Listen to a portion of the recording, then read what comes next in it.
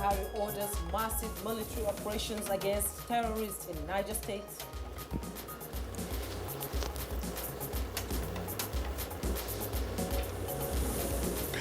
NDLEA intercepts more illicit substances in nationwide raid.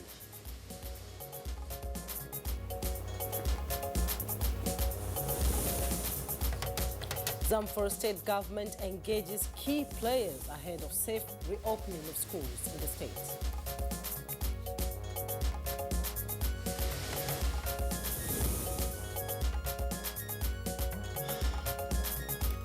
And on Good Morning Nigeria today, we shall discuss the status report on the Economic Sustainability Plan.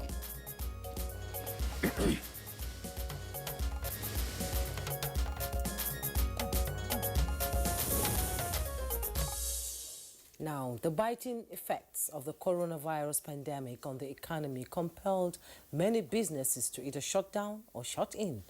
And the economic uncertainties that trailed the pandemic at the onset prompted the establishment of the Economic Sustainability Committee by President Muhammadu Buhari in March 2020. That committee, chaired by Vice President Yemi Osinbajo, produced Nigeria's Economic Sustainability Plan, ESP. Now, the key objectives of the Economic Sustainability Plan were to create and retain millions of jobs across value chains, support small businesses, give priority to local content development, and reflate the economy following the disruptions occasioned by the coronavirus pandemic, which, of course, is still raging, to say the least. Now, the Economic Sustainability Plan is a mega plan, as it were, for mega spending by government to achieve mega results in the economy. Now, mega spendings indeed, Kingsley, with 2.3 trillion earmarked for the plan. Components of the ESP include the 75 billion naira MSME Survival Fund, Social Housing Scheme, the Solar Niger programs designed to provide electricity access to 5 million households, and the Rapid Response Register designed as an intervention to cushion the economic shocks of the COVID-19 pandemic on urban poor Nigerians who are not benefiting from the federal government's cash transfer program. Exactly, Jumai. Now, well over a year now into the implementation of the ESP under the coordination of the Vice President. Now, we understand that some 2.1 million jobs had been retained or created through the various ESP programs. Now, it's also estimated that more than 1 million Nigerians have benefited from the different schemes under the MSME Survival Fund, which has saved millions of jobs through various financial grants that are cushioning the impact of the pandemic on businesses. And with the approval of a 10 billion naira grant by the Nigerian Sovereign Investment Authority to the Rural Electrification Agency, we hear that over 200,000 solar power systems are to be manufactured and rolled out under the Solar Power Niger component of the ESP, with 60,000 units expected in the fourth quarter of this year alone as part of the off-grid rural electrification projects.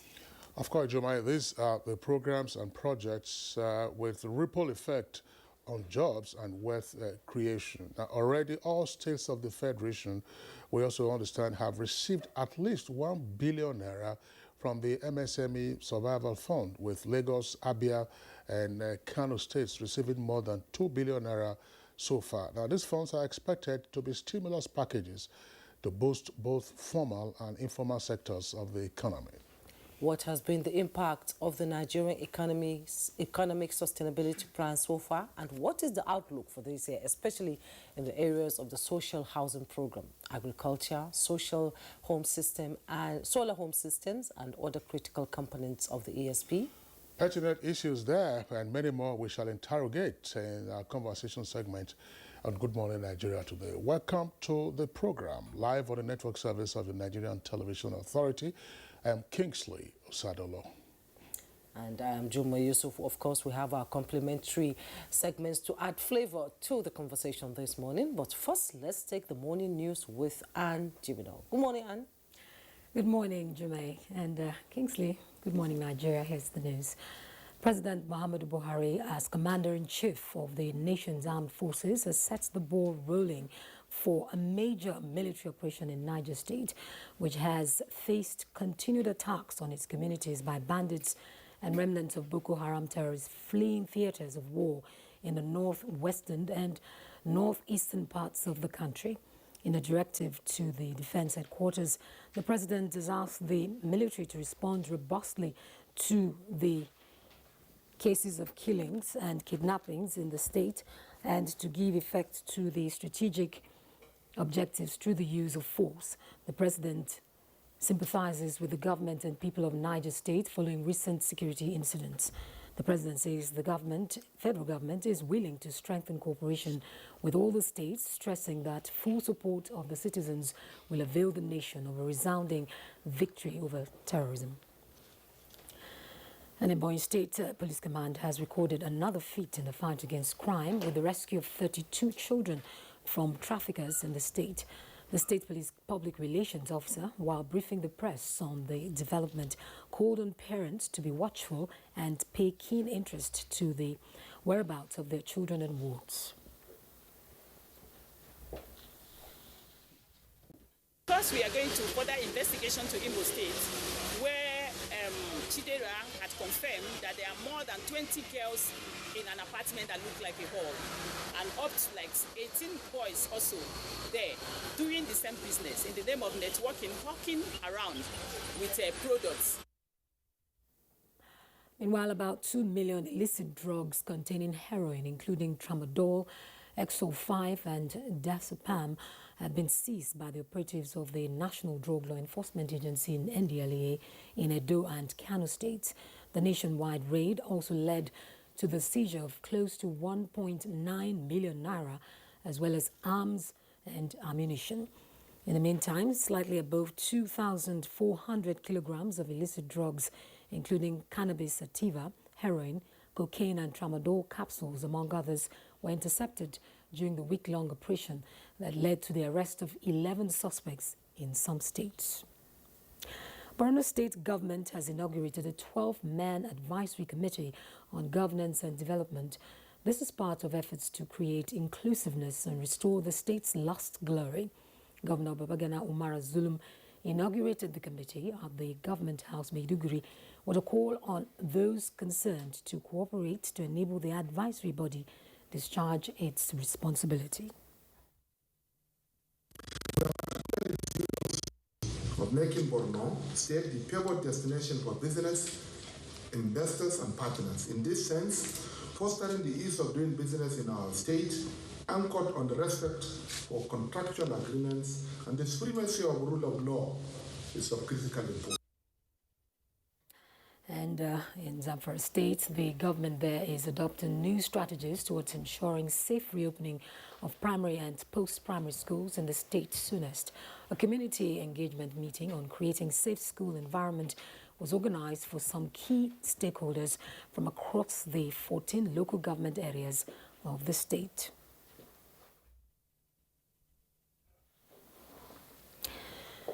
"301 new cases of COVID-19 were recorded in the country within the last 24 hours, bringing Nigeria's caseload to 250,929. Among the new infections, Lagos State has 175 cases, Ondo 42, Osun 23, Rivers 21, Nasarawa 16, Oyo 8, Gombe and Kaduna recorded 7 cases each, while FCT and Kano have just a case apiece. 224,052 treated cases have been discharged, while the death toll is now 3,013. Well, that's the news for now. Good Morning Nigeria continues with Kingsley and Jumai after the break. Thanks for watching. Everybody knows the secret to good cooking is that special ingredient. The mothers know it, but does this new generation know it? Let's find out. Mothers, daughters, are you ready? Yeah! Let the cooking begin. Erisco tomato paste. Now we get home, now we get love, now we get children. We spice the world with a meal so great and so healthy. You know we've got some back. Oh, with Erisco, Rigico, Nagico. Ladies and gentlemen, food is ready. Food of love. Aládùn pẹ̀lú chicken tomato paste. Hi, na kosher dayali nada. Chicken tomato paste. Ngwanu, good food for the body. Yum yum for the body. Erisco Richico and Nagico tomato paste is made by Erisco Foods Limited, feeding Africans with healthy foods. Since coming into office in 2015, the Buhari administration has recorded unprecedented achievements in all sectors, especially in the provision of infrastructure, which is the key to economic growth. Never in the history of this country has any administration done so much with so little. I recall that when this administration came into the office, the price of crude oil, which provides for 80% of Nigeria's budgetary revenues and 95% of foreign exchange earning, dropped drastically, thus reducing the amount of resources available to the federal government. In spite of this, the administration has continued apace with massive infrastructure developments. This message is from the Federal Ministry of Information and Culture. When times are tough, we know that as a mother, one thing you should never compromise on is your family's oral health, because they deserve the best. Oral-B, all-round protection. Its great value, it protects your mouth from harmful bacteria and also protects you against tooth holes and gum problems which can lead to tooth loss. It strengthens your family's teeth and gives them all-round protection. So remember, protect their future. Oral-B for healthier, stronger teeth in just 1 week.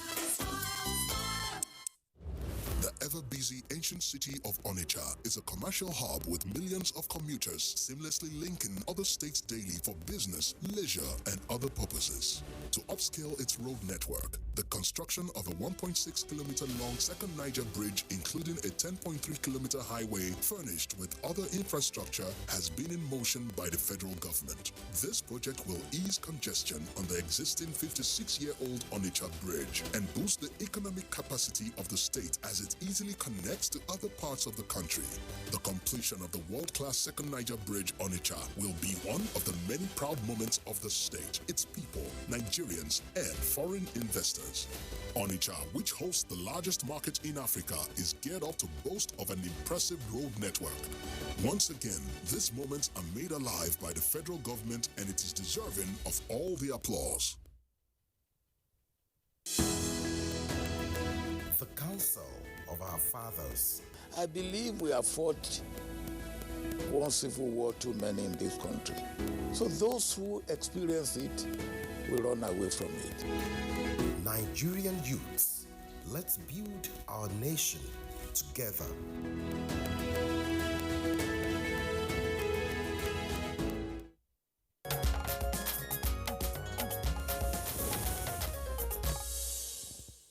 You're watching Good Morning Nigeria live on the network service of the Nigerian Television Authority. Next for us is newspaper review.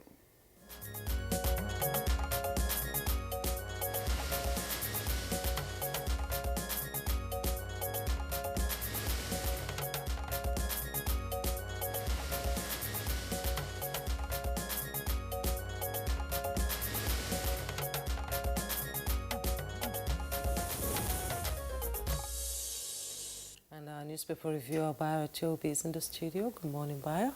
Thank you, Jume. Good morning. Good morning, Kinsley. Good morning, Nigeria. Thank you. Kinsley is still, in the leave mood. He has not fully resumed. So for him to answer you is like, good morning, Bayo. So, morning, Bayo. Don't worry, we'll join the leave wagon. Exactly. Okay, let's begin with the Punch newspaper this morning. And above the masthead, we have insurance firms' assets hit 2.09 trillion amidst recapitalization suspension. You find details on page 19.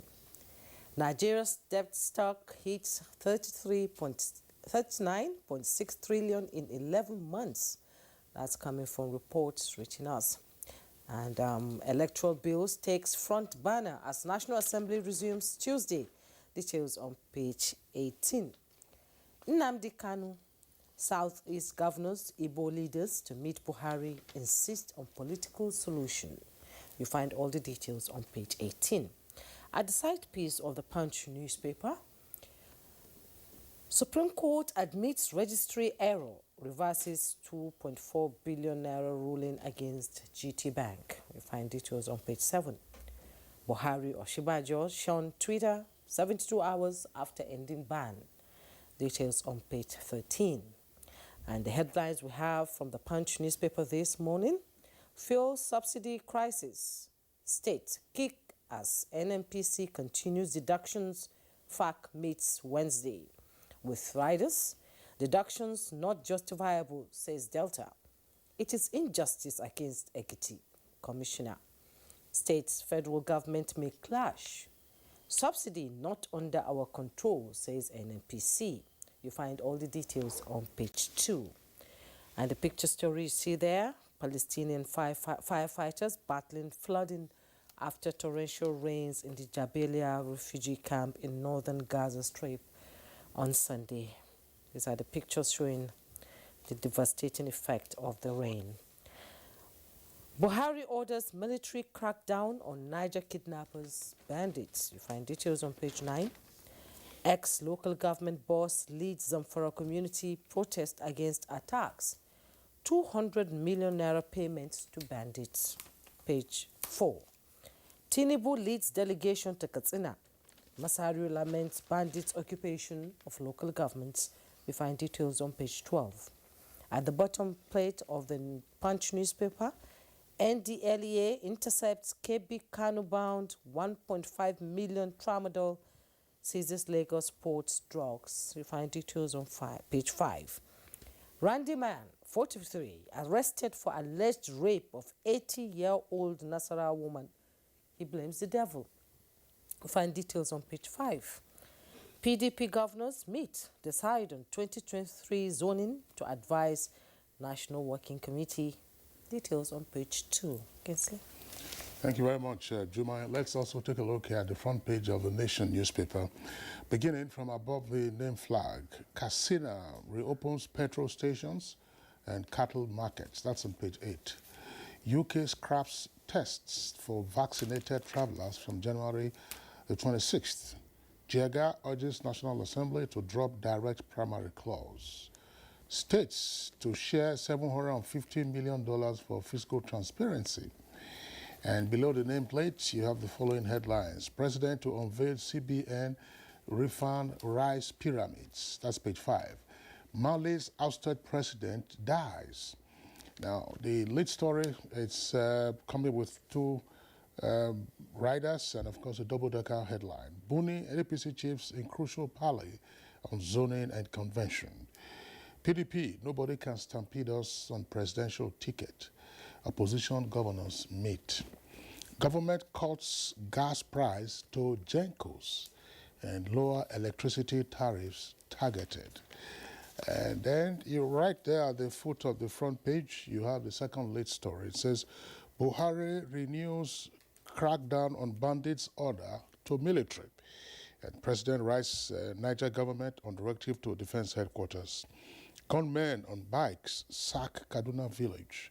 Tinubu hopeful on end to insecurity. Foreign reserves rise by $12 million. And e-transmission of results, that's election results, remains shaky. Page 5. Payo.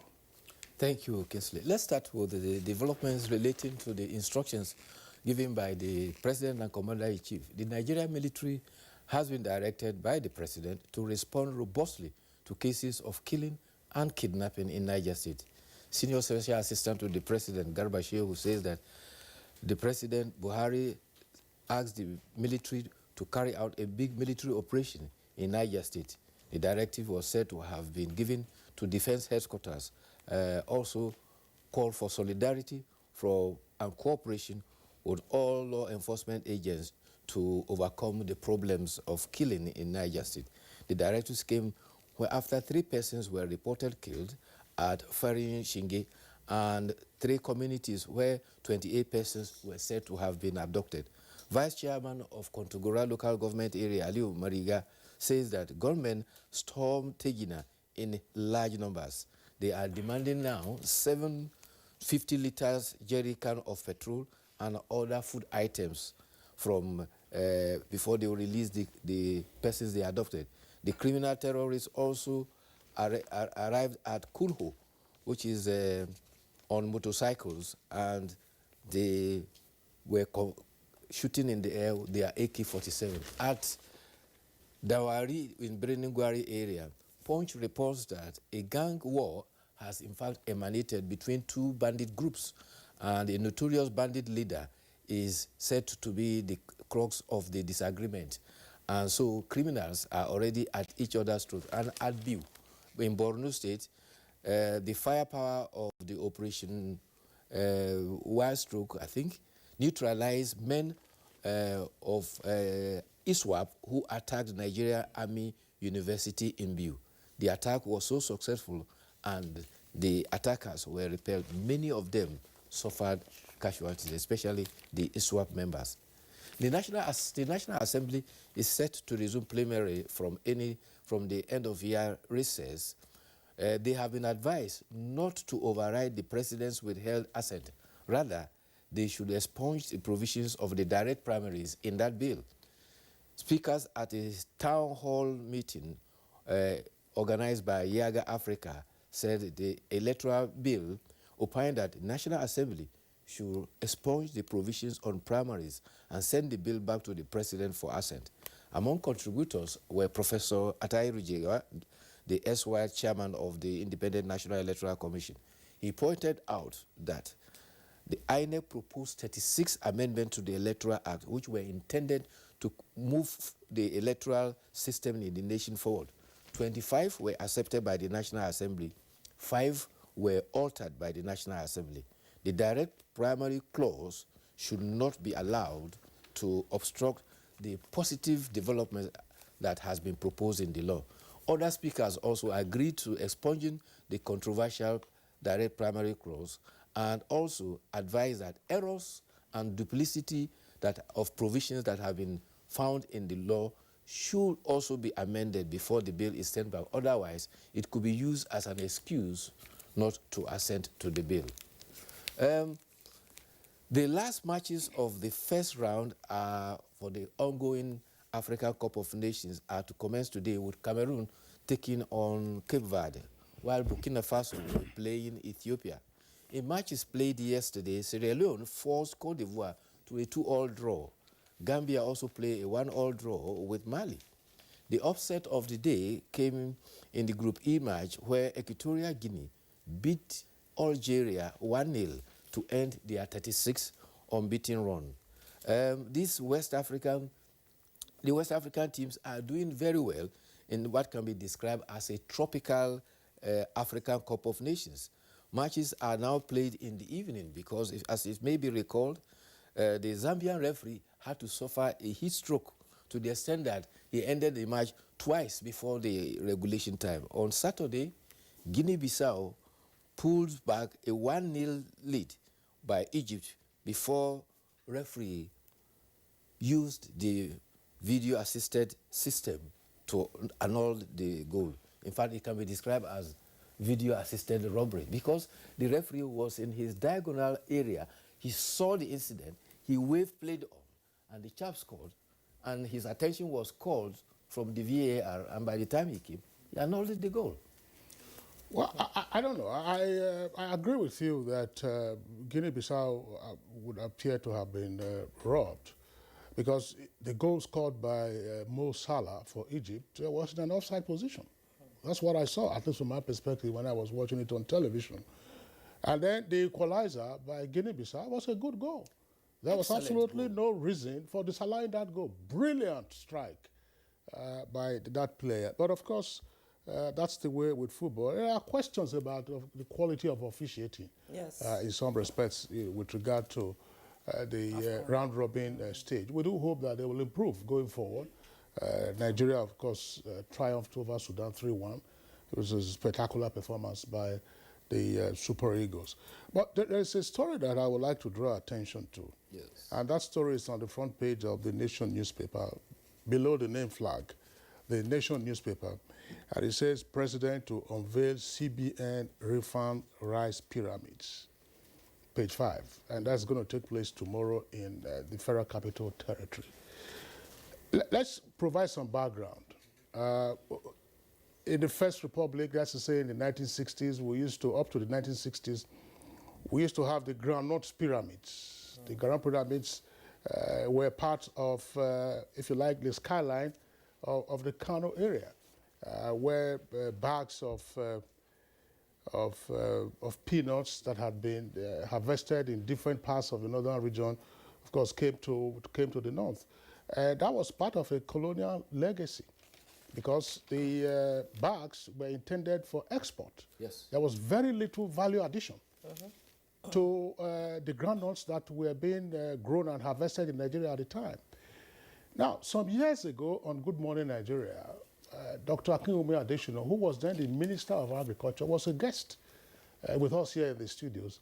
And the conversation then got around to say, look, okay, we are boosting agriculture. Are we likely to see a return of the groundnut pyramids? And he said, we are boosting agriculture, but that it will be backward for us to be contemplating having groundnut pyramids, because that means we are not adding value to our agricultural produce. So the first question you ask yourself about these pyramids that the CBN, through its Anchor Borrowers Program, is asking the president to come and commission, is to ask you, what does it mean that you are having rice pyramids in the first instance? Are you supposed to be having storing rice in the open space? Under the elements. Of course, under the elements with all kinds of moisture. Silos all over the country. That is the key point. And there are silos all over the country. One of the largest silos you have in Nigeria is in Birni Kebbi, in Kebbi State. So if you have harvested 1 million bags of rice paddy and so on and so forth, why don't you take them to the silos? And then you ask yourself, what today is the status of our strategic grains reserve? In the meantime, you're having this public show of rice pyramids. I've never heard of rice pyramids in the past, but perhaps this is a new one. But certainly, I'm sure that purists will quarrel with this whole idea of having rice pyramids. When we have a crisis, let's say there's a shortfall or price increases and so on and so forth, and you say release from the strategic grain reserve, what are we able to release? Well, I also was puzzled about the rice pyramids. If you compare to the groundnut pyramids, they were conveyed at Kano for the purposes of being conveyed by train to the seaport for export. That was the essence. Here, thanks to Providence, the Anchors Borrowers Program has produced massive rice production, and we have them in bags. Rather than them being in pyramids, I think they ought to be in the markets, because like the president will always say, let us see the foodstuffs on the ground. In the market, the prices are still very high. So why accumulate pyramids and make it a big show, which is very appreciative to exhibit that, yes, we are improving in our rice production, but the cost of rice in the market for the ordinary man is still high. Absolutely, absolutely. There's no question about that. And I'm sure the agencies in charge of strategic grain reserves will be in a position to answer the question what the state of our silos is at the moment with regard to. Well, if you say, look, put everything to the market, of course that could be a challenge. You should save for the rainy day. That's why we complain that some of the imported rice that we eat spend 10 years in the silos. So where do we have our own rice in our silos? We're having them in pyramids. I don't know. I think they should take a look at that again. The other good news has to do with government seeking to cut gas price to Gencos. This has always been a naughty point, and we do hope that they realize the goal at this time, even though the margin is higher than what the NLC had canvassed for.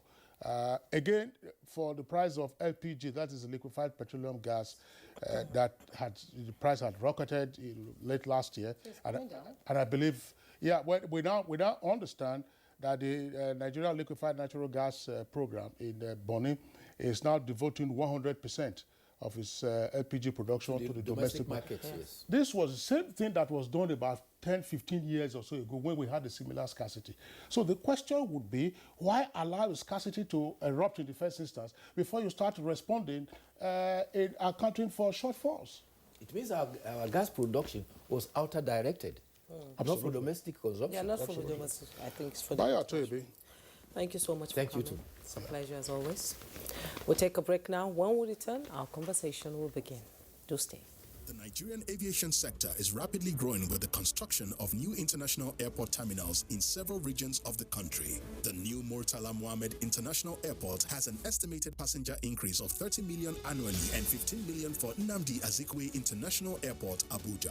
Malam Aminu Kano International Airport is also expected to open new frontiers for the region with more travel capacity for the annual Hajj, while the new Akanu Ibiam International Airport, Enugu, avails more business opportunities connecting the industrial cities in the region to the world. These new terminals beat world-class standards with enabling infrastructure that aid air travel, tourism, and the eventual growth of the country's GDP. Open up commerce and, of course, link us to international societies. People from international community will come here to do business, and then that will bring in more revenue to the state. Now, distances can be seamlessly covered as Nigeria keeps raising its bar to suit global infrastructure standards.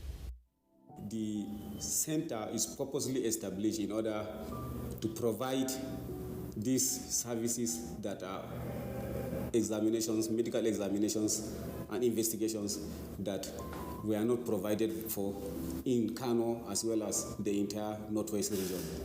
It's equipped with modern technological equipment in terms of radiological services. We have MRI 1.5 Tesla.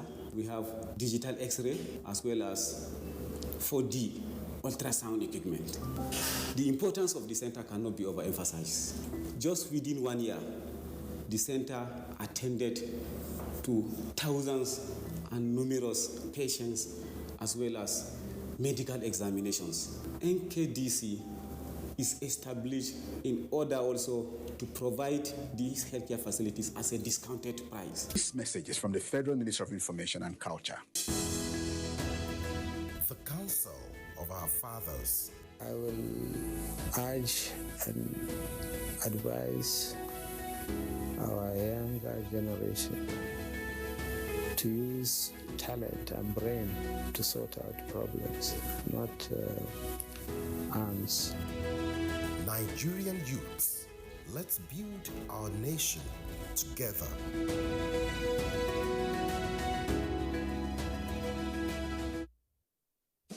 Arise, O Nigerians! Let's applaud the courage of Flight Lieutenant Abayomi Dairo, aka the Aggressor, for his skillful and dogged escape from the bloodthirsty bandits in the forest of Zamfara State. 3 hearty cheers also to all military and security personnel who are tirelessly protecting fellow Nigerians from insurgency and banditry while maintaining peace and order.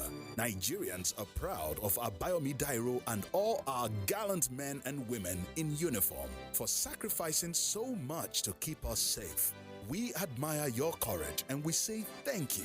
God bless the armed forces. God bless Nigeria. This message is from the Federal Ministry of Information and Culture.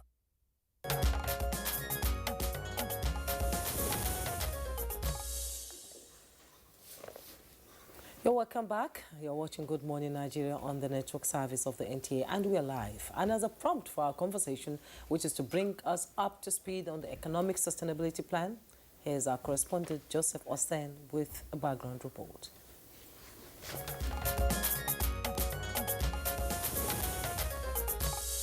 The COVID-19 pandemic took heavy toll on world economies, with Nigeria not left out. Lockdowns froze economic activities, causing massive job losses and supply chain disruptions. This was made worse with continuous drop in prices of crude oil, which has been the mainstay of the Nigerian economy for decades. In 2020, the Nigerian economy shrank by 1.8%, its deepest decline since 1983, with the National Bureau of Statistics survey showing that over 40% of Nigerian households earn less than 137,000 naira per annum. This is barely 11,000 naira per month at a time. A recovery strategy was needed, and the federal government acted swiftly, with the president in June 2020 mandating the Economic Sustainability Committee to coordinate the implementation of the Nigerian Economic Sustainability Plan to cushion the economic effects of the pandemic. 2.3 trillion naira was approved for the project to stimulate and diversify the economy, retain and create jobs, and extend protection to the poor and vulnerable. The plan is articulated around 10 key projects: mass agricultural program, extensive public works and road construction program, mass housing program, strengthening the social safety net, support for micro, small and medium enterprise, reduction in NAFDAC registration fees, survivor fund, promotion of domestic gas utilization, and digital technology. The impact has been remarkable so far, as the country exited recession in February 2021 earlier than expected. During its first meeting in 2022, the Economic Sustainability Committee, ESP, reported to have created or retained 2.1 million jobs. Through the MSME Survivor Fund, 459,334 benefited under the Payroll Support Scheme. 307,689 benefited from the Artisan and Transport Scheme, and 250,000 business names are registered free under the Survivor Fund's CAC Formalization Support Scheme. The rice pyramids re-emerging in parts of the country reveal much of the impact in the agricultural sector. Under the Solar Power Niger program designed to provide electricity access to 5 million households, 60,000 solar home systems are expected to be delivered in the first quarter of 2022. There is no doubt the Nigerian Economic Sustainability Plan has stimulated the economy, but what are the prospects and challenges? And what more can be done to keep the nation's economy on the pedestal of sustainable growth? Guests on Good Morning Nigeria will be addressing these issues shortly.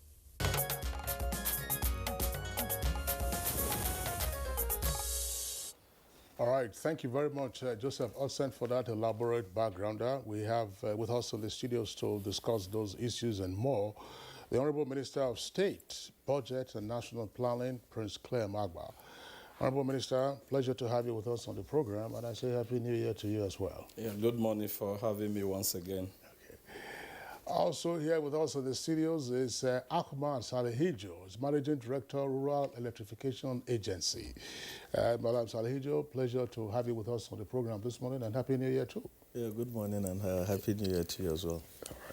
And joining us via Zoom is Tola Johnson. He's the Special Assistant to the President on Micro, Small and Medium Enterprises, Office of the Vice President, and Project Coordinator of the MSME Survival Fund. You're welcome to Good Morning Nigeria. Thank you for having me. Good morning, everyone. All right, gentlemen, once again, I'd like to have you all join us for today's conversation. Let's begin with the Honorable Minister of State, Budget and National Planning. Our background report by our correspondent was quite elaborate in terms of the numbers arising from the implementation of the Economic Sustainability Plan, and just as well that we are now being reminded about how far the plan has gone in terms of implementation. But what else is the good news about the ESP? Yeah, thank you very much. I listened to that a briefing a while ago on the sustainability plan, and I noticed that the health sector wasn't really covered, which was the primary reason for the economic sustainability plan. Recall that COVID-19 is a health-related issue. It gradually snowballed to becoming an economic pandemic, and more so even a security pandemic. And when the Economic Sustainability Committee was set up and the Presidential Task Force, there was a team that went around the country, and it did show that the health sector was really very vulnerable, and that the infrastructure in this sector had greatly dilapidated. So knowing the fact that COVID was something that was not really well understood by anyone in the world, it was something that just that was never planned for. There was a need, first and foremost, to save lives. Because that was the most paramount thing, not just in creating jobs, but ensuring that we do not lose people, especially when it was said in Europe and America that we are going to be dying on the streets. Secondly, was an opportunity now, I haven't seen the state of the health infrastructure, to try and upgrade them and build some form of resilience with our health sector. You recall that before COVID, if anyone was suspected to have Lassa fever anywhere in the country, you have to take the samples to Ira Specialist Hospital in Edo State. But all that has changed. How has it changed? Economic Sustainability Plan was an opportunity for us to create 52 additional molecular labs across the country in the federal tertiary, medical tertiary institutions. So it now means that if you're in Sokoto and there's a suspicion for Lassa fever, you don't need to take the sample to Ira. Whether you're in Maiduguri, Lagos, or Calabar, the samples can be taken to the tertiary hospitals within that state. So all 36 states are now covered. Only last week, in continuation of my monitoring exercise, I went to NIPRID, where they had developed active ingredients for sanitizers. Before now, we imported all the sanitizers, hand sanitizers that we are using. But with what they have developed, 50 manufacturing outfits in Nigeria now are now producing hand sanitizers. That is saving jobs. And these are additional jobs to the 2.3 million that we talked about that hasn't been covered. The ICT sector was one area that we really noticed growth because of what the sustainability plan also did in that area. We had a lot of participants who were trained on Internet of Things, installation of VSAT and others. And from my town hall meetings across the country, I found that these young men and women have even formed themselves into teams. They now have a WhatsApp group. Some who now have more than enough to handle now pass on jobs to others, and they are beginning to employ other people. Again, these numbers have not been captured because, like you know, these are informal sector. So if we get these whole numbers put together, I do believe that we had done more than 2.3 million jobs that have been created. So these are additional benefits of the sustainability plan, plus the fact that one key objective of the plan was to ensure that we did not go into a deep recession. Some countries in the world, especially advanced countries, are still struggling with a recession. As we christened it, bouncing back better. We didn't want to go into a deep recession or even go into a depression, which was why we had to do that stimulus. But we only had 2 quarters of negative growth. So that meant that our recession was V-shaped. So the objective of the plan itself was met. And since then, we have seen GDP go on a positive trajectory. And even inflation that few months before COVID was on the upward trend and continued for about 17 months. It's beginning to taper down now. We are now seeing headline inflation and food inflation come down. Even though it's a gradual process, but we expect that it would continue, because moving from 18-point-something% to about 15% is something that is great. So when you look at these two economic indices, it means that we are going on the right trajectory.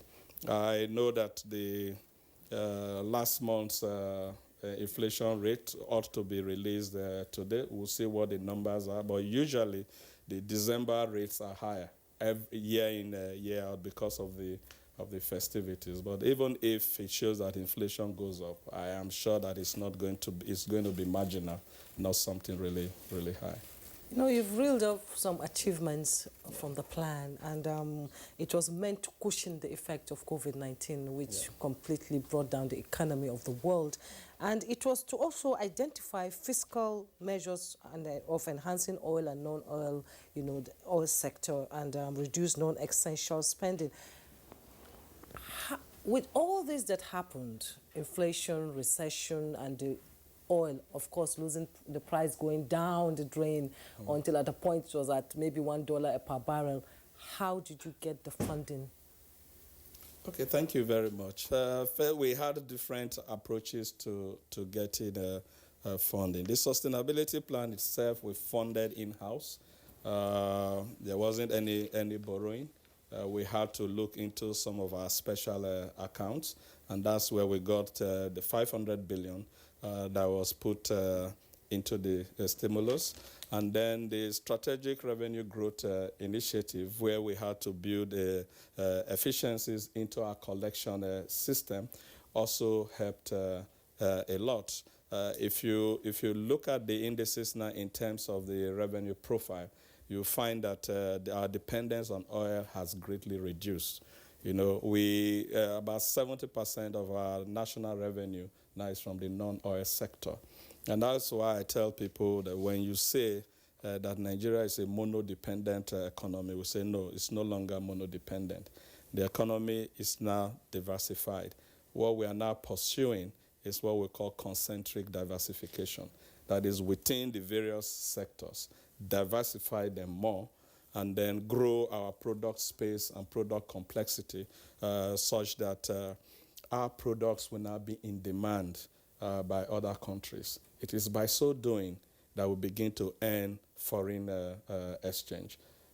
Once you begin to bring in the dollars and the pounds, you see the effect on the exchange rate. But what is today happening is that with COVID-19 intervention in the agri sector, where we focused on ensuring reduction of post-harvest losses by creating access to the market. More food is now getting out. But we are still in primary production, or rather producing commodities, which is why the new National Development Plan is having a lot more focus now on integrated rural development, where technology, other forms of infrastructure, road, broadband, and of course my brother here has a role in that, in ensuring that off-grid power is taken to the rural areas to grow all of that economy, and then attract some businesses there to begin to produce, to begin to increase the value chain of our products and build on the product complexity. Because now you produce a ton of cocoa and you sell it, say, for about $100 to the Europeans. They turn it into chocolate and bring it back to us and sell it for $1,000 per ton. So it's a net loss of $900 for us. All the hard work is done here in producing it. So these are the new focus area, because the economic sustainability plan itself has not dovetailed into the medium-term National Development Plan 2021 to 2025. So you can see the linkages, how it is, and how our revenue profile ought to grow, and is growing.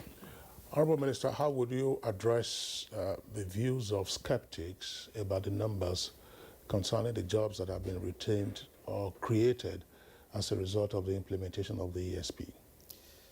I think you've addressed them where you've called them skeptics. We have one organization that comes out with the data as they are, and based on this data, government responds in terms of policies and programs.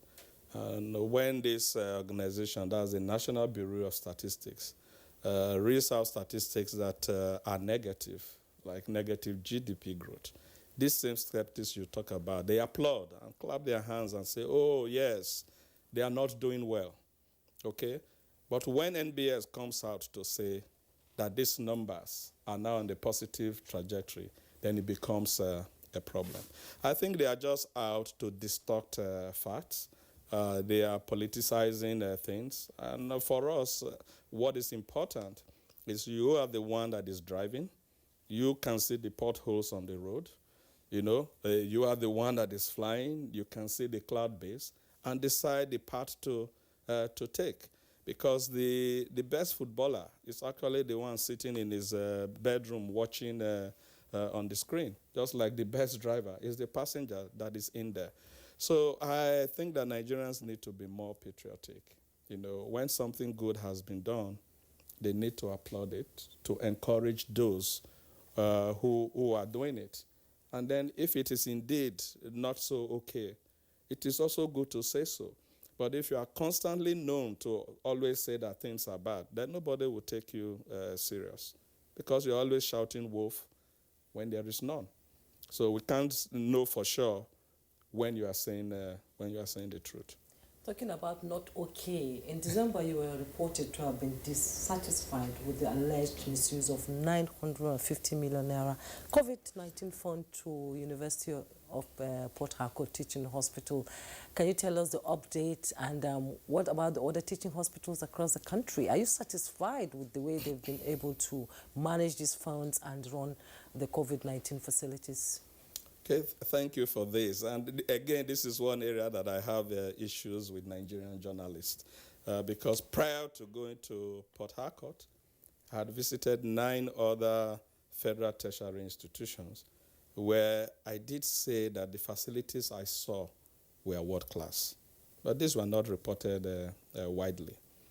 But I went to University of Port Harcourt Teaching Hospital. There were 3 centers there that I inspected, the molecular lab, the ICU, where I was largely satisfied. It was in the isolation center, I really didn't see any equipment. As far as I was concerned, there was no intervention fund spent in the isolation center. But they had spoken so gloriously about the fact that they had built a new isolation center and it was world class. But what drew the red flag in me was when I got to the center, they just pointed to the building and showed me the signpost showing isolation center / treatment center. I said, oh, we built this last year. I had to, because I didn't come to look at the building.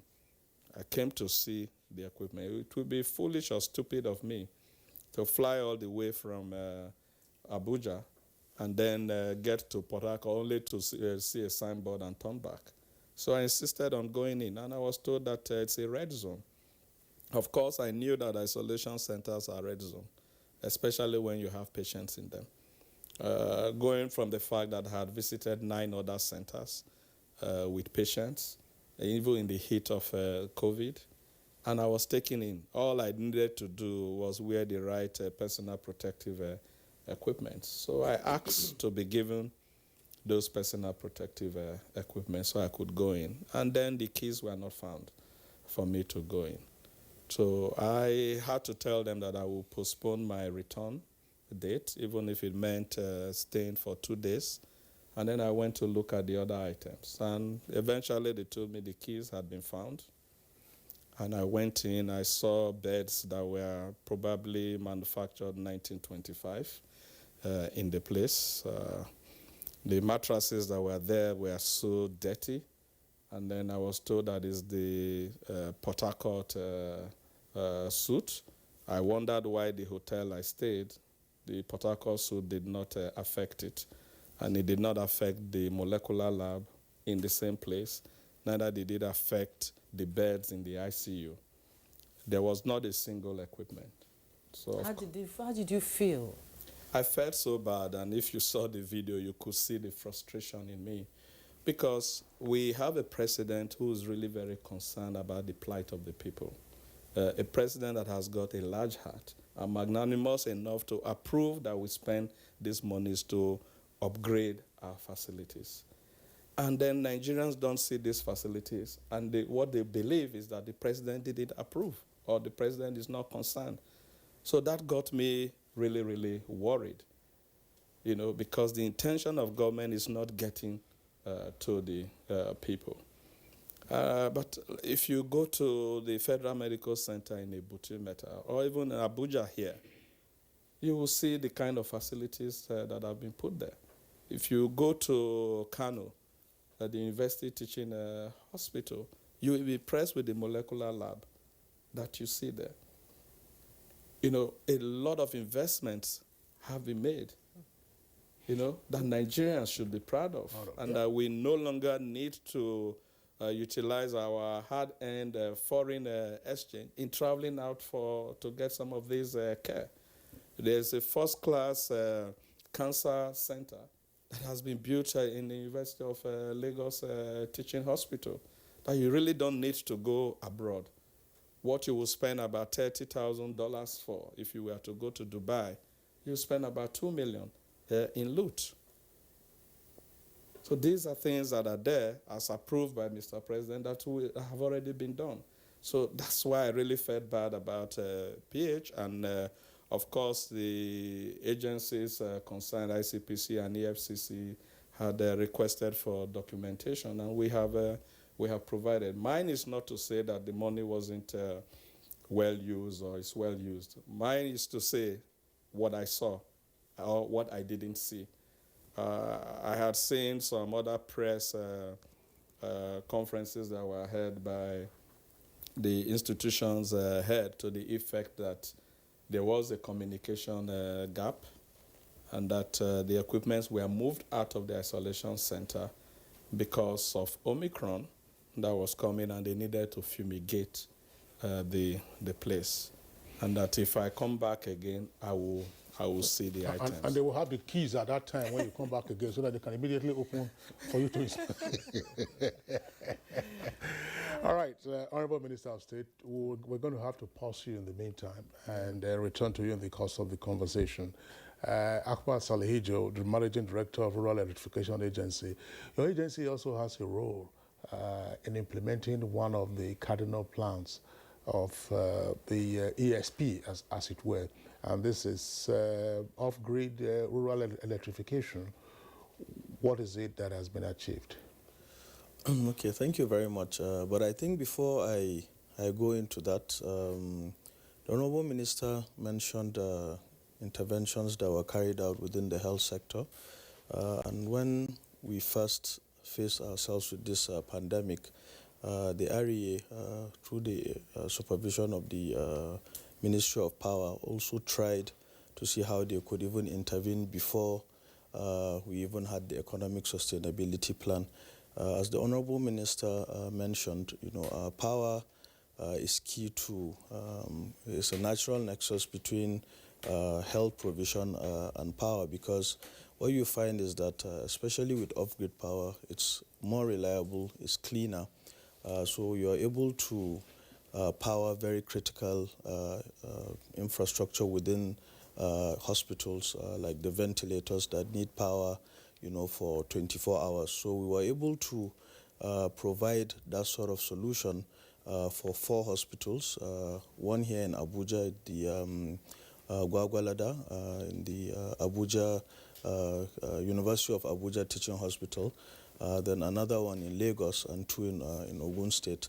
So I think that set us off in terms of providing the necessary solutions that we needed during the unfortunate start of the pandemic. And as the Honorable Minister mentioned, when the Economic Sustainability Plan was launched, one of the first tasks that we had within the Rural Electrification Agency was also to identify key hospitals.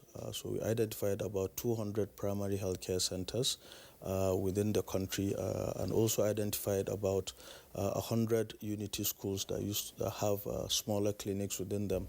And we provided them with an array of power solutions between 5, 10 to 15 kilowatts of mini grids, including solar home systems for those. So those projects have already been completed.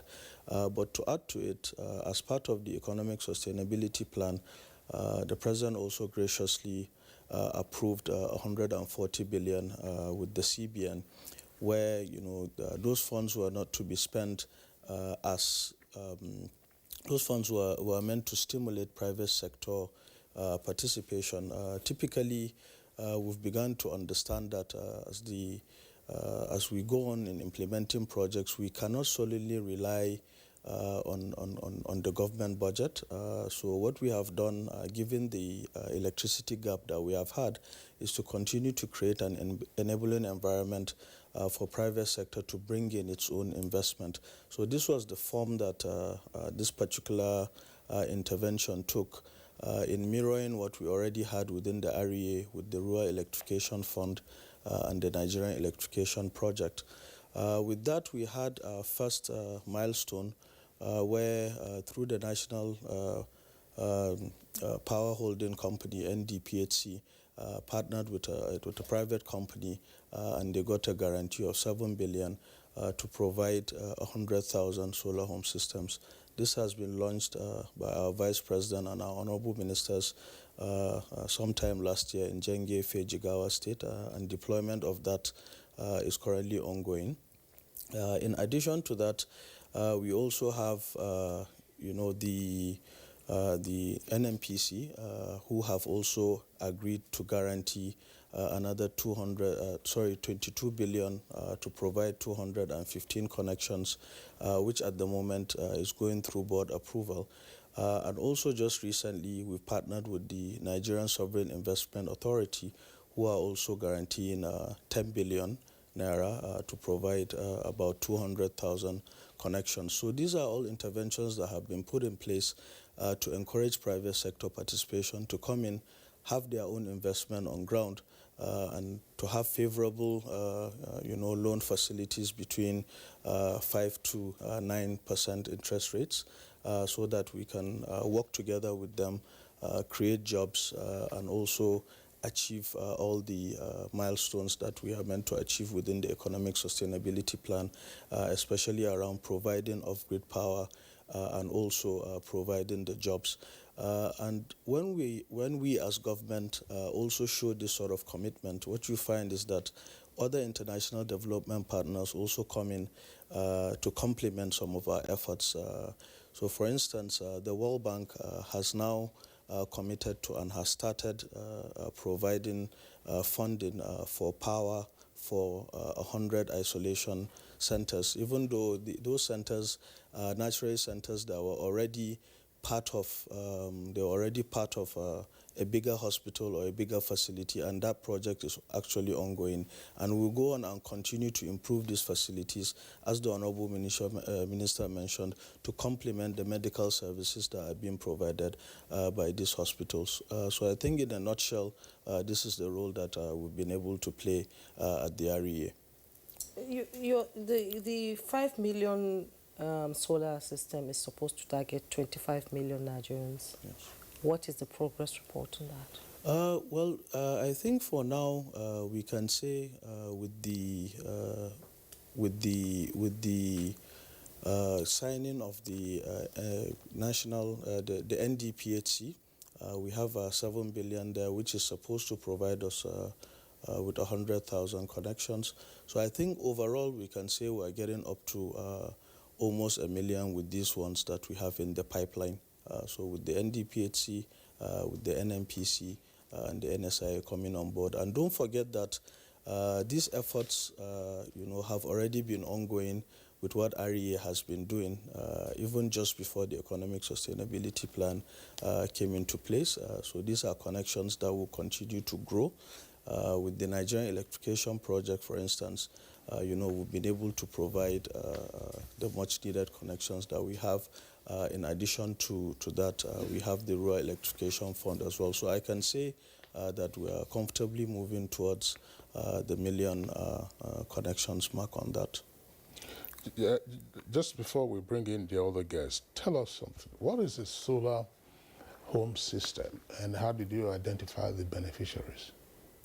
So with the solar home system, the solar home system is a small unit of 1 kilowatt to 5 kilowatts, or even 100 watts to 500 watts, where you have an independent solution for a rural home. The idea behind the solar home system is to take power to rural homes that are too far away from the grid. So we usually have an analysis that we call the least electricity cost analysis, where we look at how far homes are away from the national grid.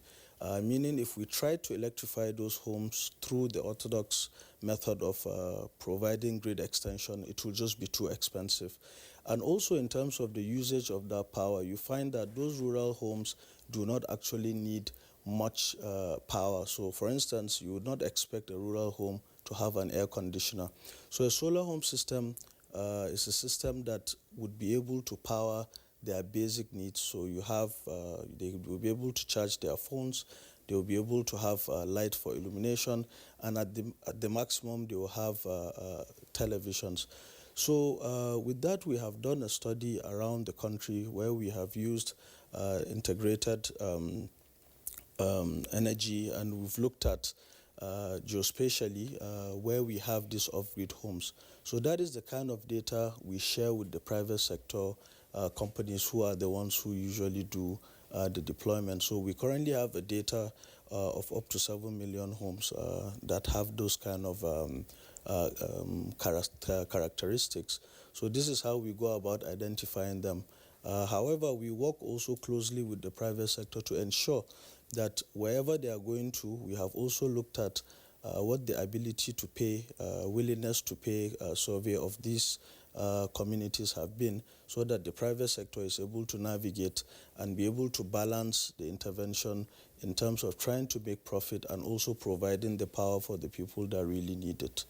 The question, again, is how were the beneficiaries identified and chosen? Is it you go into a village and you say, okay, the whole village, or you go into a semi-urban area or a semi-rural area and say, okay, XYZ on the following streets will give you the solar home system. How were they chosen? So the way they were chosen depends on the intervention that we have.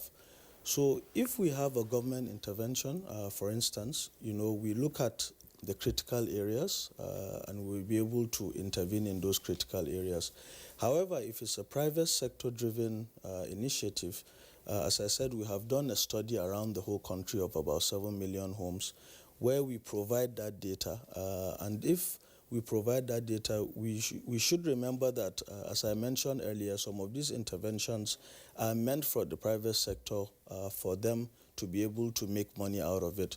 So they will have to carefully now choose between what is it that is profitable in the communities and what it is that they have to do as a social intervention. So there's a mixture of it. So this data that we provide them would be able to guide them to know which communities to go to. So if, for instance, they have 10 communities, we ensure that they go to at least 7 communities or 6 communities out of that, where they are just going to provide that power, and the other ones would be the ones they will use to have as a profit-making venture. I don't know if that sort of answers the question. I will just bring in another perspective here.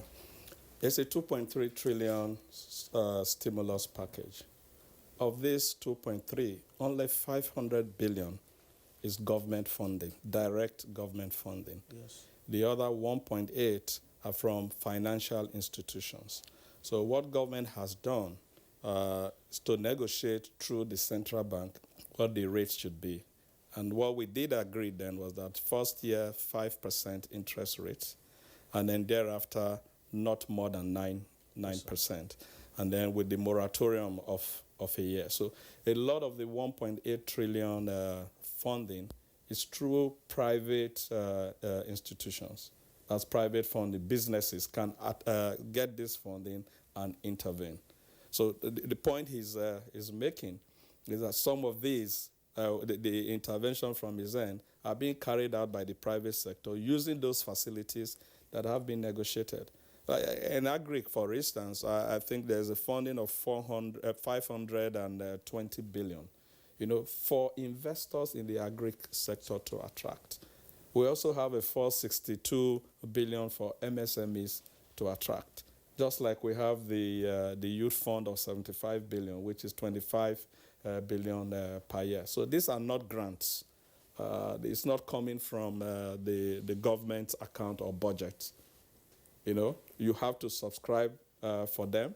The conditionalities were also negotiated to be reduced so that it's not too tedious like what you go through with the commercial banks. So that's the way these interventions went. Okay. All right. Thank you very much for that clarification. Tola Johnson, we have kept you for quite a while. You're the Special Assistant to the President on MSMEs in the Office of the Vice President and Project Coordinator of the MSME Survival Fund. Have the MSMEs survived or are they dying? Good morning once again, and thank you for having me. Good morning to the other guests in the House. Honorable Minister, good morning, and good morning to my other colleague. To answer your question directly, I will say that through the intervention of Mr. President, the MSMEs, as many MSMEs as possible, have survived the pandemic. Don't forget that at the approval of the Survival Fund or the NESP scheme itself, ours was to ensure that we sustained MSMEs from not losing their jobs. If you are not able to create new jobs, kindly devise a means to ensure that the ones that are already there are not lost. So looking at our numbers, you can see that we're giving a target of 1.3 to ensure that we sustain those jobs. As it is right now, we are on almost 1 million, close to 120,000. And those numbers are still being updated. So we have, through the Survival Fund, ensured that as many MSMEs as possible have survived the pandemic. In direct answer to your question. Well, in which of the subsectors of the economy have we had MSMEs thriving as a result of the ESP intervention? Okay, so now if you look at the different tracks, you look at there's one particularly called the payroll support. Now the payroll support, what that was supposed to do was to ensure that let's say teachers in private institutions, different private institutions were supposed to help pay salaries of their staff for 3 months, augment salaries of their staff. Now, we're supposed to pick at least 10 in each institution.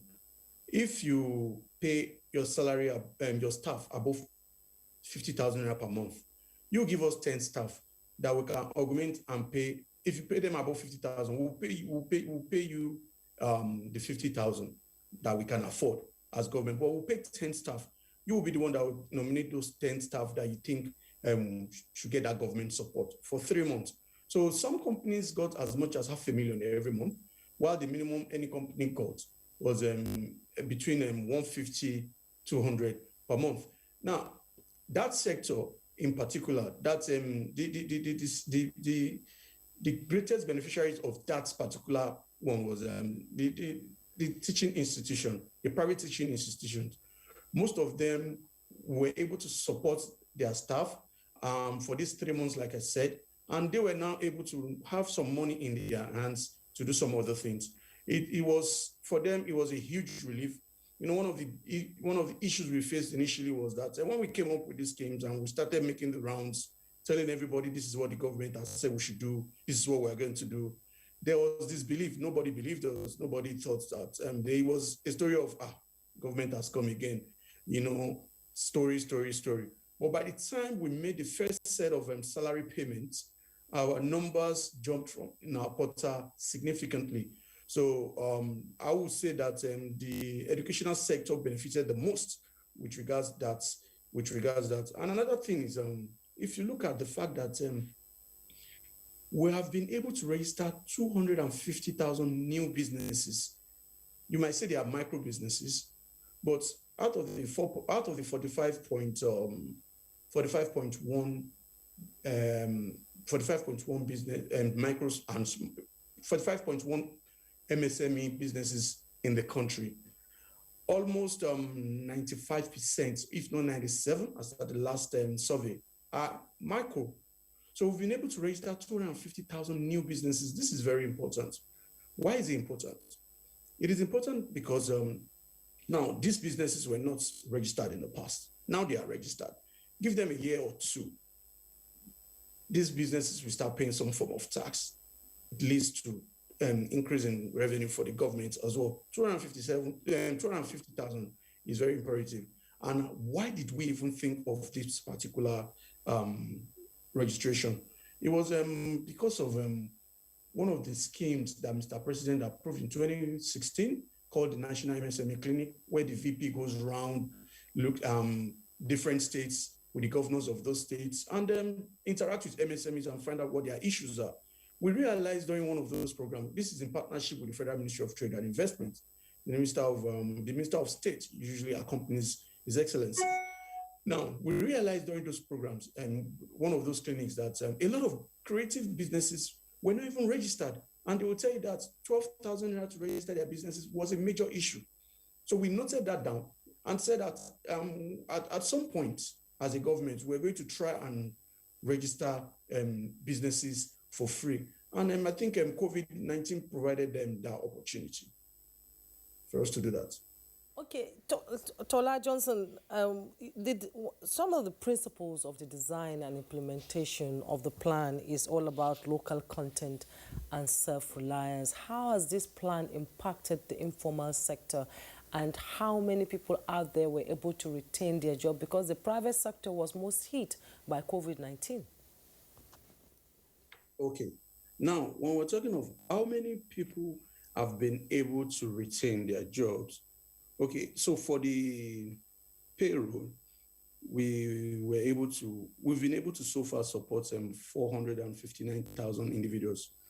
459,000 individuals, and almost 75,000, close to 100,000 businesses accounted for these 450-something thousand individuals. Now, the number we are shooting for is 500,000. And as we speak, we still have 31,000 on our portal, which we are currently verifying to ensure that the potential beneficiaries are still in those businesses, so that we don't pay people that have left those businesses. Now, we have 307,000 so far in the artisan and transport sector that have benefited from a one-off 30,000 naira grant. And when we say 30,000, some people say 30,000 in the scheme of things, 30,000. You know, like the Honorable Minister, HMS budget is saying that he's been making the rounds, just trying to monitor. At some point, the chairperson and the steering committee, we decided to go around some of these, our beneficiaries. And I think one lady was giving her experience, and she was saying to the HMS, that's Ajia Katagun, that, you know, she got her 30,000, that's an artisan, she's an hairdresser. She got her 30,000, and that the first thing she did was she went to the market and she stocked up. So the word I stocked up caught my attention. So I became curious. 30,000. So she started telling me all the things she bought with 30,000, basically. And she told me that to have been able to spend 30,000 on the go, she will have needed to work for at least 3 weeks straight. So what you might think is not important, or what you might think is small to you, it was very huge to some people. Now, don't also forget that there are 82,000 small businesses that were giving 50,000 naira grants. Now, these are businesses that their total value may not be more than 150,000. But we just said, you know what? We know that the pandemic has affected virtually every business across the world. Now, in order for you not to pack your business or fold up, take 50,000 naira and use it to support your business in whatever means you can. Now, you're talking about local content. There's an aspect of our survival fund called the guaranteed offtake. When the scheme was conceptualized in 2020, that was at the height of the pandemic, this was supposed to cater for the manufacturing sector. They were supposed to produce a lot of face masks, hand sanitizers. Then the federal government was now supposed to offtake those hand sanitizers and face masks from these people. So what we're trying to do was to ensure that those in that space got job and then got some money, and federal government in return got some products back. what we tried to do across board in all the schemes was to collectively touch bits and pieces of everywhere to ensure that truly, a lot of businesses survived, basically. All right. Thank you very much, Tola Johnson, for the points you've raised. But I just wanted to clarify this. I think sometime last month, the Vice President was in Benin, Edo State, to commission a shared facility for furniture makers. Of course, everyone knows that Edo State is the headquarters of furniture making in Nigeria. Was that part of the ESP? Now, that is part of the overall picture. If you recall, at the beginning of the interview, I had said that sometime in 2015, early 2016, Mr. President and the NEC approved something called the MSME clinics, the National MSME clinics. In these clinics, His Excellency was asked to champion the movement around the country and trying to resolve a lot of MSME issues. Now, like I said earlier on, this is in partnership with Trade and Investment. The Minister of State usually accompanies His Excellency. Now, in those clinics, a plethora of issues come up. And what we do as federal government is see how we can resolve those issues with the state. Now, one of those issues are issues of access to infrastructure and access to world-class equipment.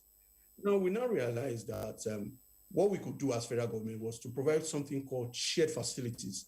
And that is what you're talking about. His Excellency has commissioned 5 of them. He commissioned 5 last year. We'll be commissioning 12 this year. Now, those shared facilities, what do?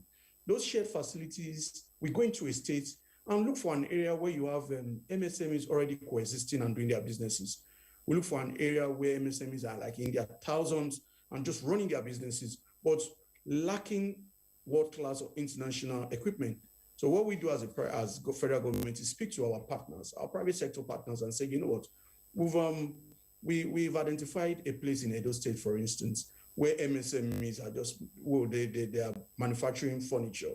But it takes them a week to get it takes them a week to produce 50 doors because all they are doing is manual. But if you give us equipment that can support them, they can produce 250 doors in a day. So that is what we did for Edo State. And immediately His Excellency commissioned that. The governor committed to actually replicating that in some of their technical colleges. In Ugbenike, Anambra, we did the same thing for their shoe cluster. Prior to the shared facility, some of the people we spoke to, some of the local shoemakers, they said to us that they used to make shoes. It took them like within a week, they would make about 100 shoes manually. And we asked them, what about bringing an equipment? Because Ugbenike, we had about close to 20-something thousand MSMEs in that area, basically all making shoes. Like they even formed themselves to an association of some sort. If we bring in some of this equipment, how will it help your production? Because the equipment we supported the state with in Anambra allows you to manufacture 1,500 pairs of shoes in a day. So look at somebody that look at a group of people that used to make 100 pairs of shoes in a week, and they now have access to a world-class equipment that can enable them manufacture 1,500 1,500 in a day. So the essence of some of these things are that the federal government is just trying to say to state governments, in partnership with state governments, that these things are possible. So when the federal government commissions one, it is expected that the state governments replicate them in at least 3 senatorial zones within their states. So we also launched one. If you recall, in 2020, the first of this that was commissioned at the heat of the pandemic was that of the market in the Zakibia market in Benue State. That is a market which well over 40,000 people that come there every day. The yam production market that was lacking storage facility. People who produce yam, one of the biggest yam production markets in the world. People who produce yam, and those types of yam just go bad because for lack of storage facilities. Now we're able to His Excellency was able to commission a 200,000. Okay, Mr. Tola Johnson, we have to go on back to some of our guests because time is really not on our side. But we'll get back to you so that you can explain some of the things when we return to you. Let me talk to the Honorable Minister now. Some of the basic needs of humans is food, clothing, and shelter. And the program is, as much as possible, trying to address the deficiency in our housing scheme in this country. And what are the components of the program when it comes to housing, and what is the yardstick would-be beneficiaries will have to use to get access to these houses? Okay, thank you. This isn't an area I have so much of details about.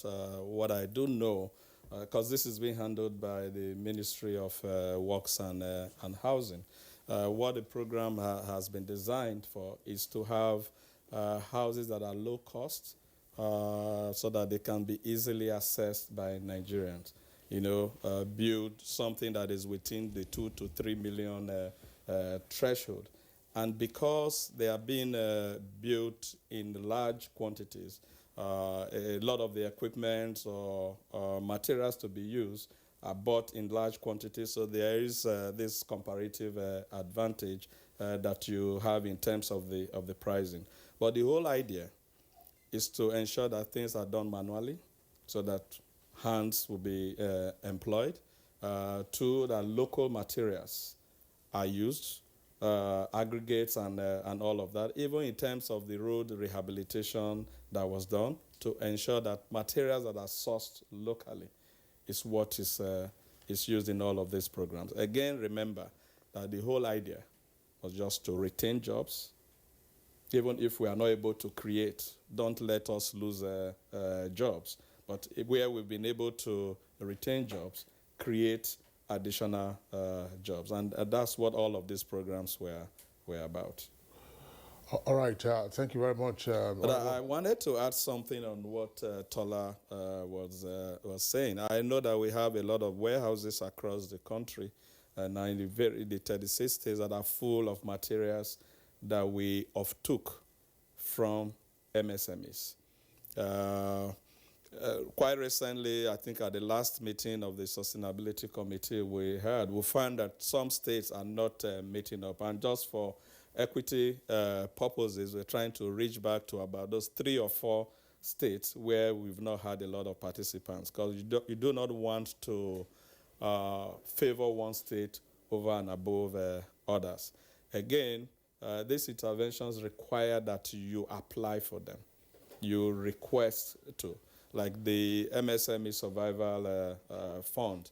I know of someone in Edo who had contacted me that 3 of her staffs refused to come to work after receiving the first set of monies that were paid, and she felt that we needed to tweak the program a little more.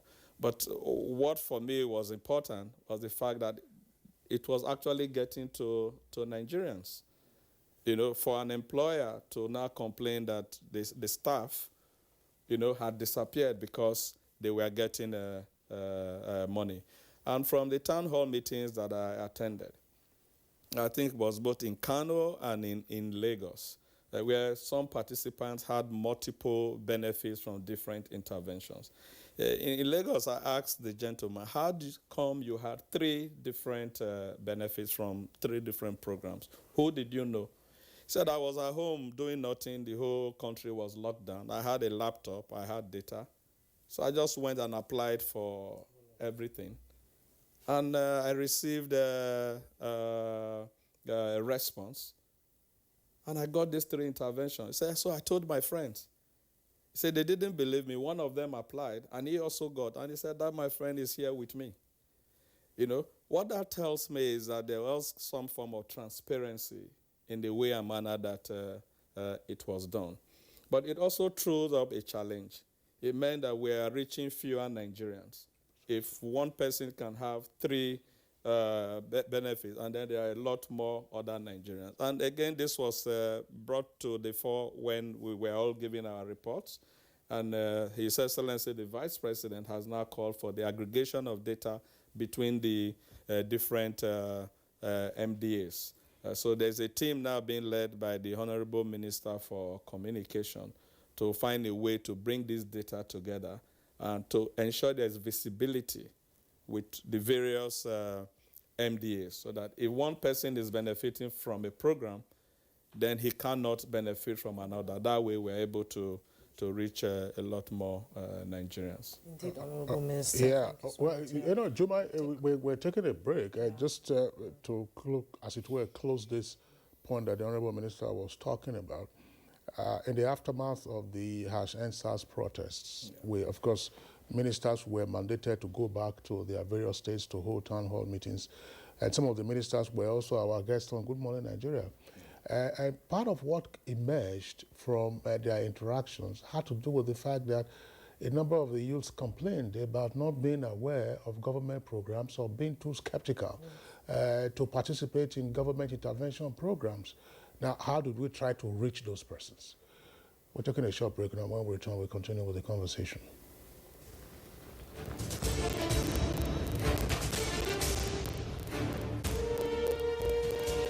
Finally, the hero of Nigeria's democracy has arrived. He shall usher us into a new phase of development, peace, and prosperity. He is the father of the new Nigeria, His Excellency President Muhammadu Buhari, GCFR.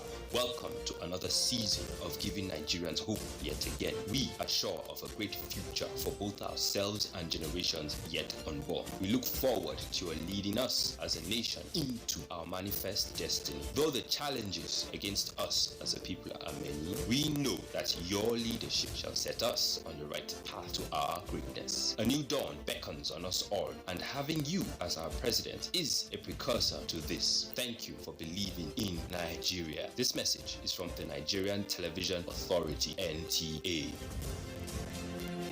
Since coming into office in 2015, the Buhari administration has recorded unprecedented achievements in all sectors, especially in the provision of infrastructure, which is the key to economic growth. Never in the history of this country has any other administration done so much with so little. I recall that when this administration came into office, the price of crude oil, which provides for 80% of Nigeria's budgetary revenues and 95% of foreign exchange earning, dropped drastically, thus reducing the amount of resources available to the federal government. In spite of this, the administration has continued apace with massive infrastructure developments. This message is from the Federal Ministry of Information and Culture.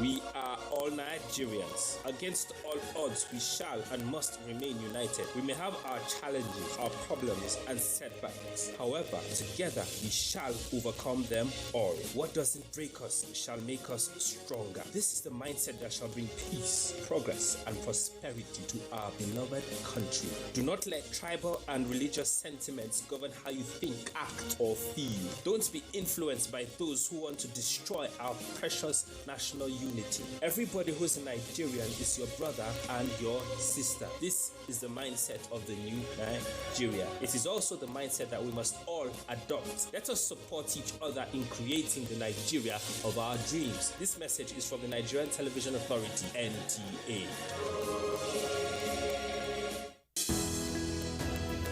The Council of Our Fathers. My advice to these young people is please do not take us back to those harrowing days. You probably do not know what it is. Nigerian youths, let's build our nation together.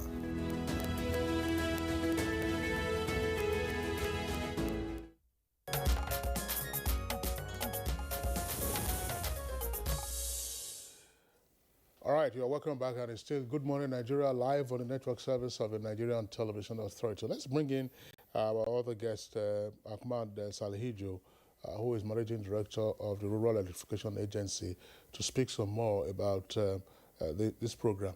In terms of the, let's say, the solar program that you are running, off-grid provision of electricity, the government component of it, or even that component financed by the private sector, what would you be happy to see if you were to go back in 2 years' time to those beneficiaries? I'm asking this question because part of our national experience is that we're pretty good at launching, and then going forward, you see things collapsing. So the expectation from us is that beyond providing electricity, we've talked about how electricity is critical to building the economy. So for us at the REA, we want to look at it beyond taking the electrons. What have those electrons done for the rural dwellers? So we look to see how productive use has been put in place to ensure that the power that we're taking is translating into direct economic activities. So we've had examples where we've gone and we have provided power to communities, and when we go back, we realize that that power that were provided has actually become, an industrial. So for instance, we have areas where you find out that rice mills are coming up, you're having more barbers shops, you're having more economic clusters, more commercial hubs where activities have been increased. So for us, I think this is the most important thing. Then secondly, of course, is to ensure that those projects remain sustainable. So as part of these efforts is the reason why private sector participation is very, very critical. And we also ensure that we set up cooperatives at the community level where they tend to have some ownership of some of these projects that we launch. So for instance, in Cross River State, we have a project where we have provided a mini grid through the capital project. So this is solely budgeted through government. And we now have, for the first time, a tripartite agreement between government, the community, and the developer, who have agreed jointly that they would go ahead and maintain this plant to ensure that the people using it continue to use it and benefit from it. So I think for me, this is the dream.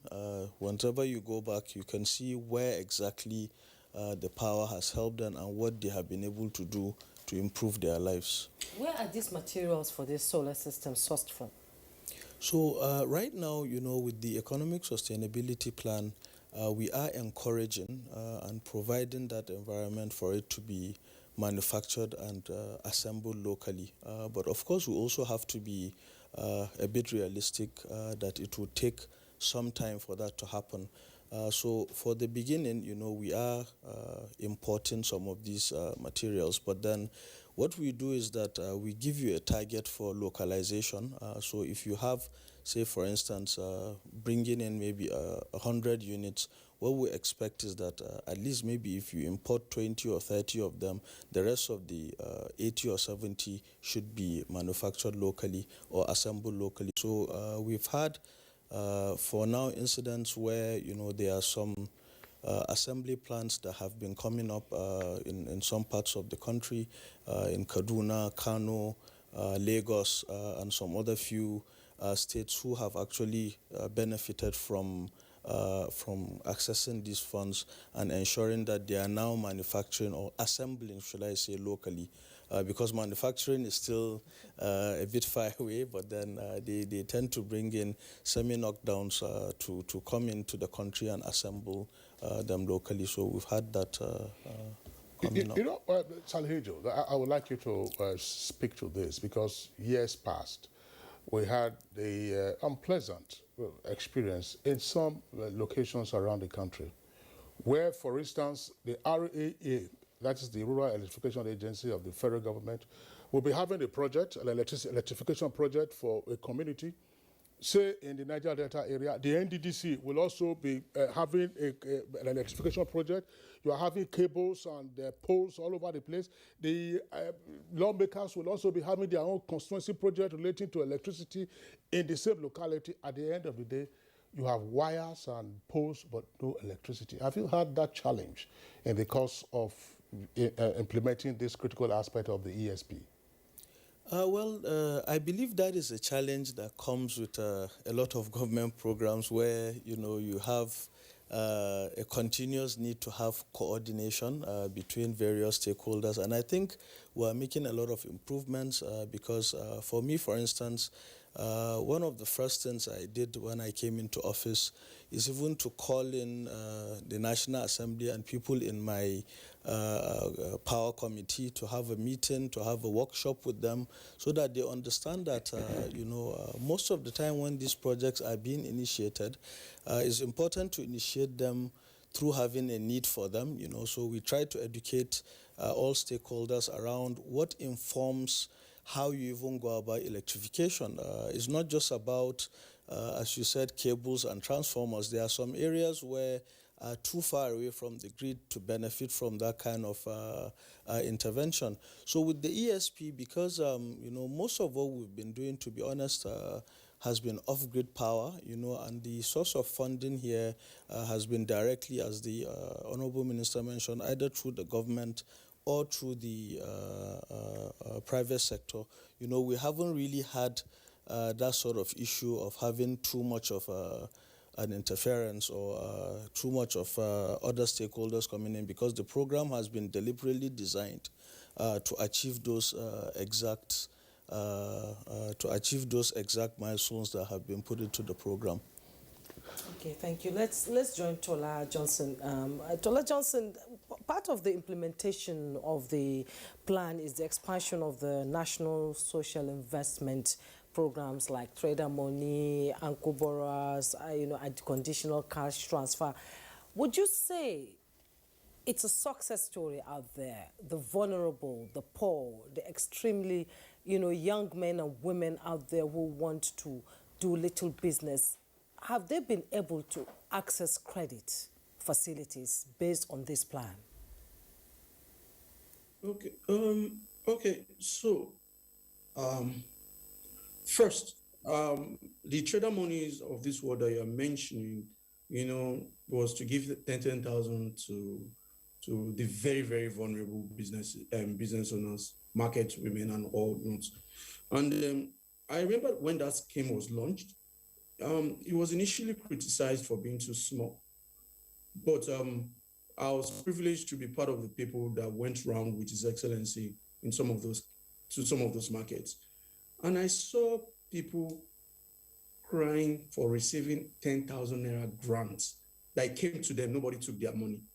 It was just 10,000 naira. But I saw people passionately just thanking the government, saying, "Thank you for this 10,000 naira. I'll go to the market and buy some things, basically, and I'll repay at the end of the month." Now, overall, access to funding or access to finance is one of the greatest issues MSMEs are facing in this country. And it is not like, I always say that there's access to finance, but it is just not at the right structure or at the right tenor. If somebody is telling you to come and collect a loan or a facility at 25%, that's access. It means I have the money, I can give it to you, or you pay me 25%. So what we need to do, or what we are working on as a government, and not just the government, because the government alone cannot deal with this. We are working. All right. It looks like there is a freeze there on the Zoom connection of Tola Johnson. Tola, if the connection is restored, we'll get back to you. Let's come back to the studios with the Honorable Minister of State, Budget and National Planning. Honorable Minister, what are the brackets around the ESP? In other words, start date, end date, and what are the milestones the government intends to achieve? Or is it open-ended? It's not open-ended. The Economic Sustainability Plan was designed as an intermediary plan between the Economic Recovery and Growth Plan and the National Development Plan 2021 to 2025. So it's a 12-month plan. And of these 12 months, 500 billion of the stimulus, is, like I said, is within the budget. And you know the budget has a cycle of 1 year. There has been an extension till the end of March. However, the other intervention programs, which are through the financial institutions, continue to run. Of course, we now have a national development plan where some of these programs are also embedded. So it's something that will continue to run, because it's not just a race where you say it's 100 meters and you stop. It's actually a marathon, because it continues to run.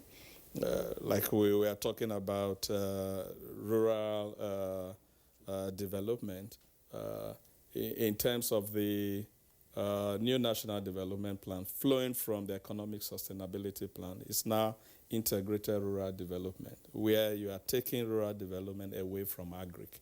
Because when you just see it as an agric-related thing, much attention is not given to it. So now you want to take infrastructure to the rural areas, not just because you want to create access to the market for the farmers, but because you also want to solve the problem of rural-urban migration.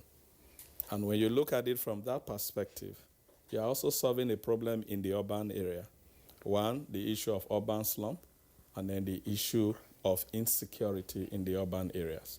Because when these youths move from the rural areas to the urban areas, of course, they don't have the resources to stay in the central business areas.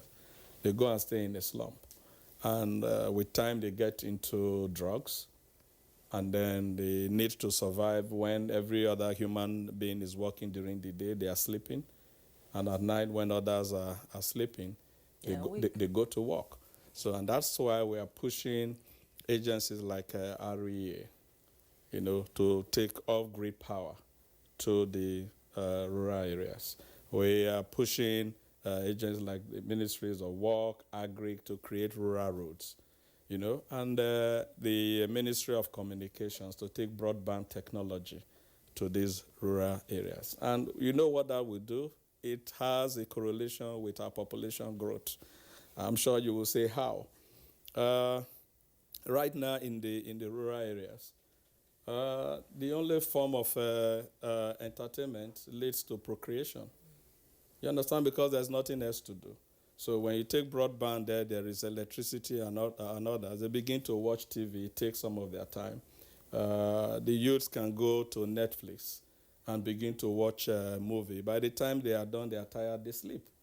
But now, when there is no moon and there is nothing to do at 7, 8, everywhere is dark, the next thing you see is the pregnancy, and the population growth keeps increasing. And the GDP growth will be struggling to catch up with the population.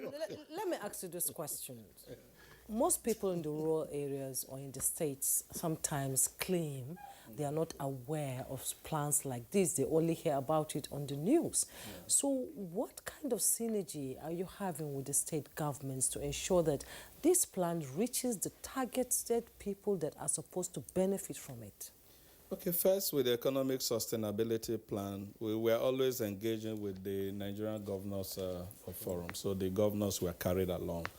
But with the National Development Plan, we went a lot further because we realized that it shouldn't be a federal government plan, more so when implementation is mostly in the subnational level, where the rubber hits the road. So in the governance structure that Mr. President approved, he made sure that the states and the local government were involved. And so we had 26 technical working groups, and each of the states had to send in 2 representatives. You know, so that it's not federal government planning for the states. The states were involved. The Association of Local Government, you know, there are 774. So if you want to bring all 774, it will be unwieldy. So they nominated 2 each to be in these 26 technical That's why working people groups. call it family and friends at times. You know? No, wait, but you see, the plan structure is for the private sector to drive the economy. You understand? And government to facilitate and create the enabling environment. And that is why, on purpose, while this plan was being developed, we had more people from the private sector, a lot more youths involved, because the plan is for the youth, it's for the future. Gender issues we are taking care of. The physically challenged were also brought in, because no one must be left behind. And so you saw that the plan itself was chaired by Atedo Peterside from the organized private sector. And when we had Manufacturers Association of Nigeria, we had the NASIMA, we had SMIDEN, we have Nigerian Economic Summit Group, we have the Nigerian Economic Society, all involved. So the role of government here was just to take care of the logistics that was required, provide the necessary data that we have. So you had my sister, the Honorable Minister of Finance, as co-chair, so that there is a linkage between the team developing and also the government. The MDAs were also involved in this. Like MDAs in infrastructure area, for instance, had to be represented. If you today look at Nigerians' GDP, 92% of it is organized private sector. So the president felt that the individual or the segment bringing 8% should not be the one developing the plan. The private sector should lead. And also to ensure that the plan goes beyond him, I mean the president, and that the plan is not seen as an APC plan. He sent invitation to 2 other political parties, you know, in the National Assembly, other than the APC, those that are in the Senate. So there was invitation sent to PDP, ABGA, and the APC chair to participate in the creation of the plan. This is just to ensure that there is continuity with the plan. And since we are talking about the plan, let me just speak to briefly, 2 things, yes, on things that were different. Yes. This is the first time we are having a plan with 3 volumes. Volume 1, the plan itself. Volume 2, prioritize projects that have been costed, so we know what the funding requirement is. And more importantly, Volume 3, which is the legislative imperative. You want private sector to drive. What are the things impeding private sector from flying? You know, you ask them to run, you tie a rope on their leg with your laws or with policy. So we looked at all those, and then, although that volume remains with government, but it's now for government to begin to work on those laws with a view to ensuring that there's ease of doing business. Okay, Honorable Minister of State and the other guests would like to appreciate you.